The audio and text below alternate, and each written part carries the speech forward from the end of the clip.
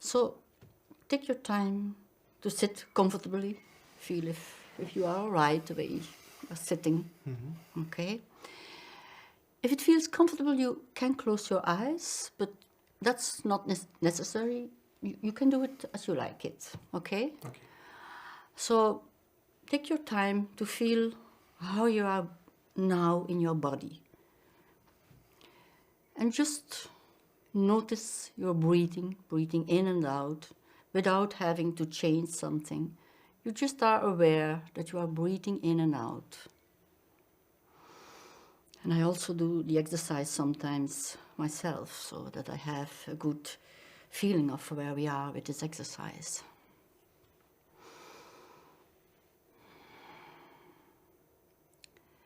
And then you can notice the different parts of your body. Maybe you can start with being aware of your feet and your feet touching the ground. Just feeling, these are my feet and I have ground beneath my feet.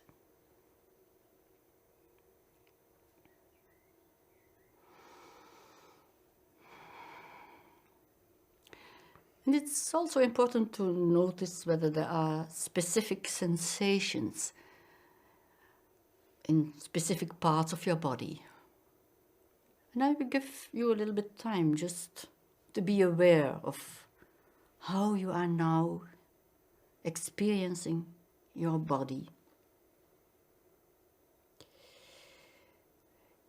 If you meditate regularly or if you are used to do relaxation exercise, you have to be careful not to become too relaxed.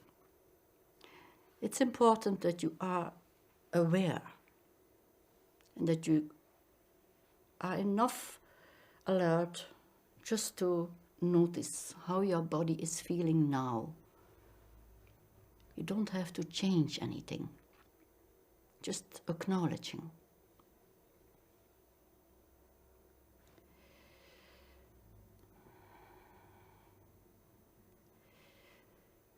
Another important part of this exercise is that you can do this in a friendly, welcoming attitude.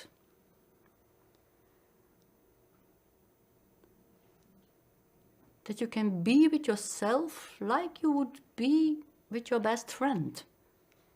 A good companion.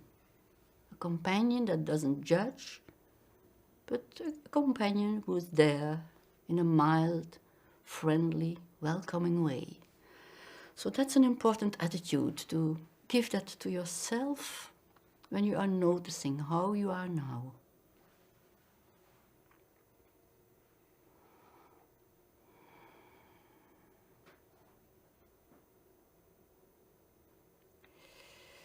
And then we will look whether you have an open space to welcome a new team.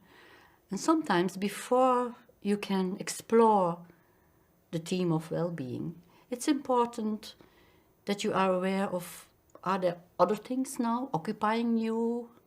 Are there specific issues where your attention is drawn to? So take your time to notice if there are specific issues now that are taking space in you. So, and feel free to write down a few keywords of the things that you experience as hindering you or that are occupying your space. And don't dwell too much on it, just a few keywords that help you to put it down.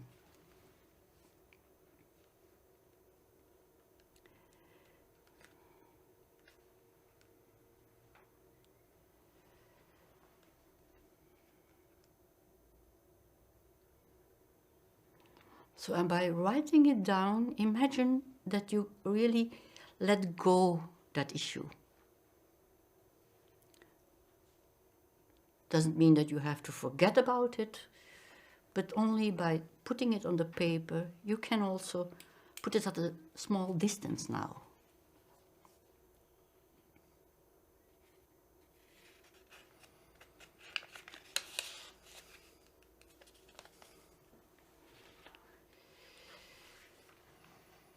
you feel now an open space to explore a new theme, or are there still other things occupying you?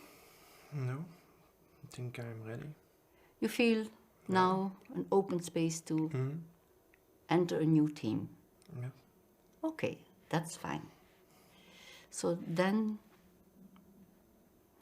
we will go to the second part. Okay. Now we will zoom in on well-being. And we will do this in a specific way. We will develop your personal definition of well-being. So if you take a little bit time and ask yourself, what does well-being mean to me? So, and you can just take your time to see what comes up in you about how you experience well-being. Well, it's a difficult question for me. There are different aspects.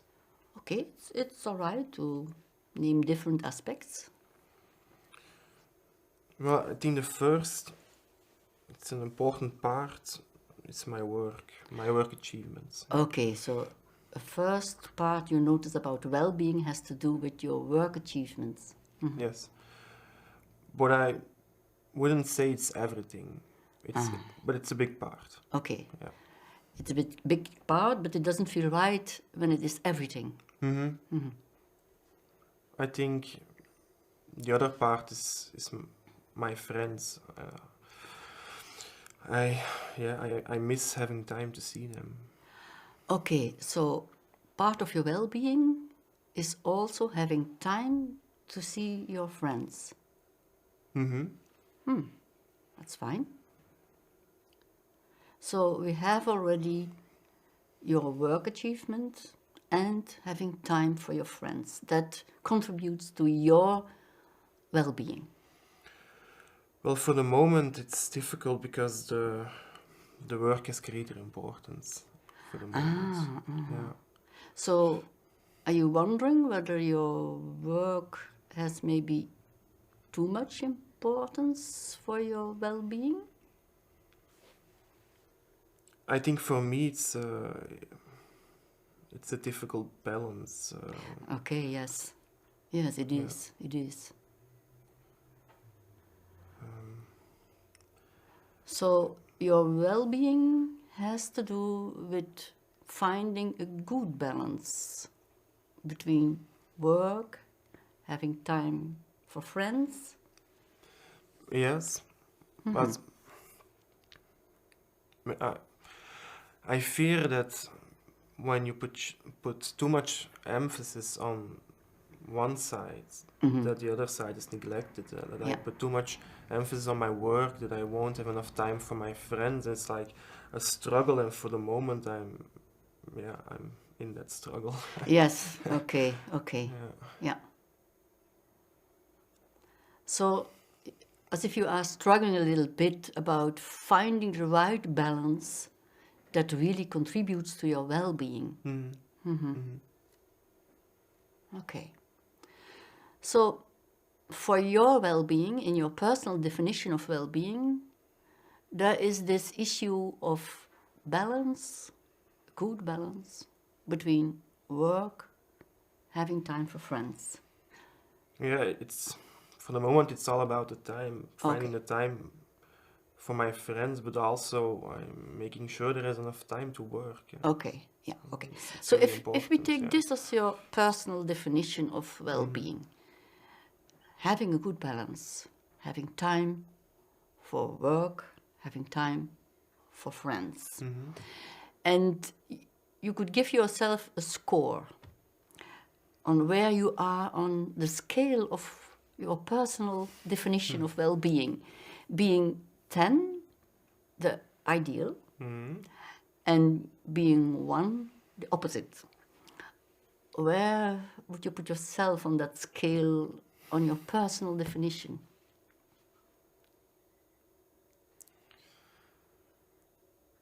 First I was thinking like 7, but now that I'm reflecting on it, it's more like 6.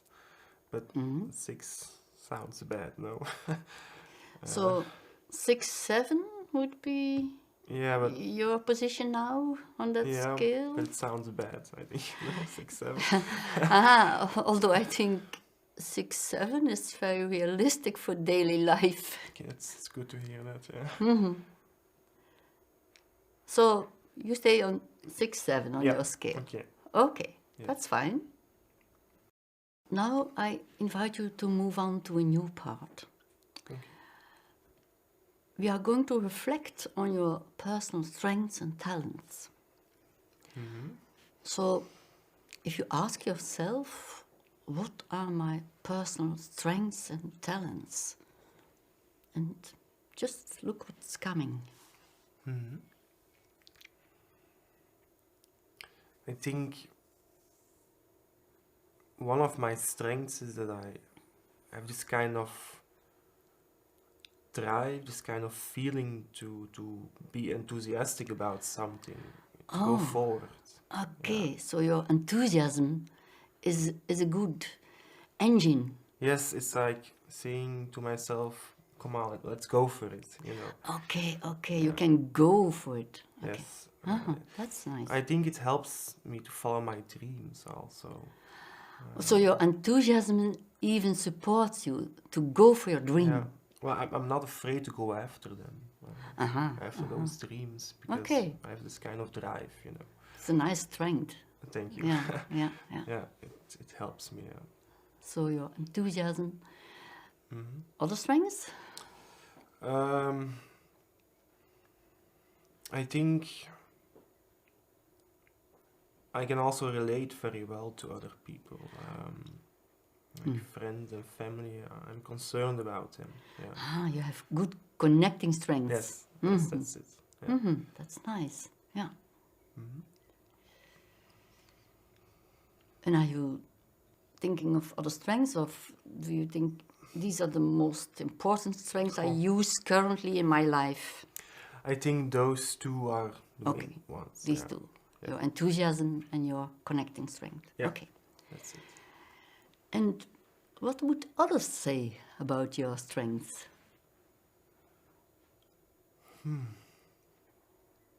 If someone is asked, tell me, what are the strengths of Simon?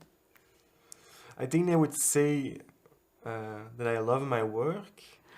Yeah, but I'm also a good friend for them. Okay. I'm always ready to help them. So they recognize your love for your work. Yes. And also they experience you as a good friend, so they experience your connecting strength. I think they Yeah. would say it, yeah. Okay, Yes. okay. Would they say other things that you don't think of? It's difficult. No, I don't know. So now, Simon, we are going to a next question, maybe a little bit more difficult. What strengths you think you could develop more to improve your well-being?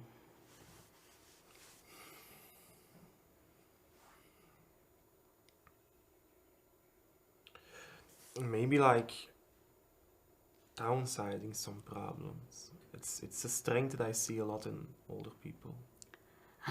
So downsizing your problems could be a way to improve your well-being. Yes. And you see that in older people, that they downsize their problems. Yes, I think it would help me, but perhaps it will also compromise the drive I was talking about. Yeah. So you are afraid that your drive also will diminish when you downsize problems. But in any case, I think it's important to learn to downsize these problems, even if it perhaps compromises the drive a little bit. Okay, so in any case, downsizing your problems could be helpful to develop more well-being. Okay. I think so, yeah. So let's then move on to a next question. What could help you, or what could support you to downsize your problems? I think that I need some proof that it isn't a problem when you don't spend that much time on your work and spend more time with your friends, for example. It's when I'm with friends who have a good family life. I can see that some of them are also successful in their work, and Okay. that's kind of a proof then that it Yeah, works. yeah, yeah, yeah, yeah. So seeing these older friends we have, good family life, and are successful in their work, that gives you a proof that this could be a good Yes, idea to downsize. yes. Although I don't have that many good role models Yeah, currently. sometimes it's difficult to find good role models in your environment. Yeah, who can really have the balance between the work life and the family life. Yeah, yeah, I see. Oh. So now we move on to a next question. Can you think of just one step you could start to practice to improve your well-being? Taking into consideration that you gave yourself now a score of 6-7, what could be one concrete step to improve your well-being and moving on to 7-8?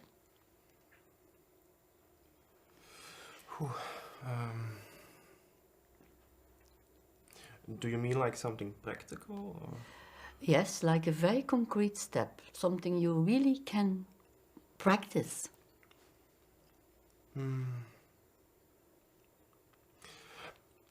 I was thinking of managing my time more efficiently, like uh, really marking out the hours I would spend for work and the hours I would spend with my friends. Okay, so managing your time, that seems to be a good idea to improve your well-being. Yeah, but it's more than just managing it. Yeah, it's like knowing that there is time for work, there is time for friends, and also knowing it will keep on coming. Yeah, Okay, okay, it's reassuring that you know there will come time for my friends and time for family, yeah, and for work.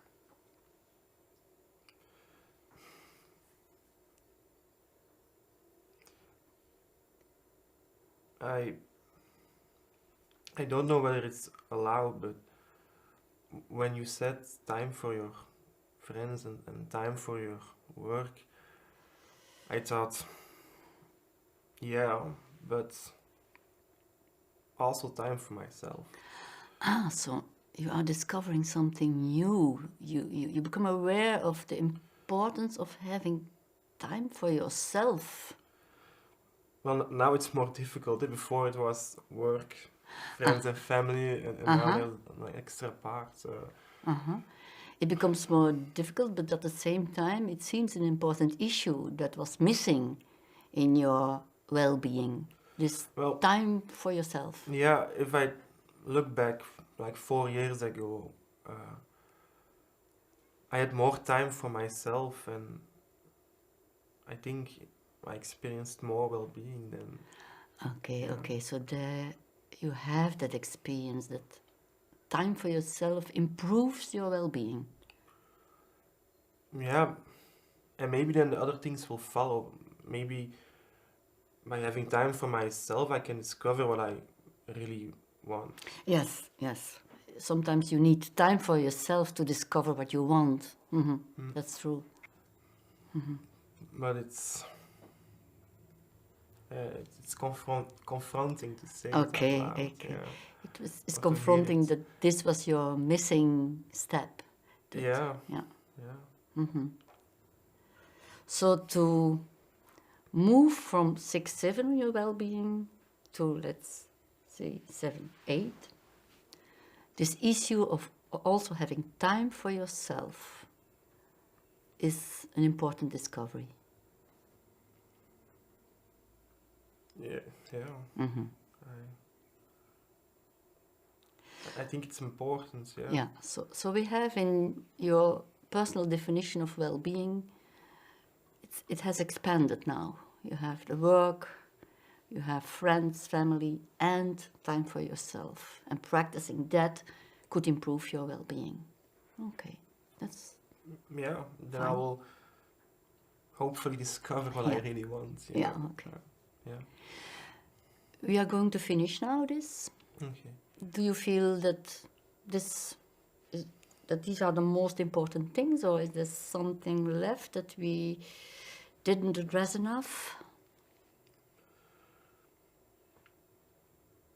I'm still thinking about the time for myself. But, you know, it's just the idea that time in general will tell. Yes, yes. It needs some time that this new idea can settle. Yes, indeed. And that you can experience that it really is helpful for you. Yes. That's fine.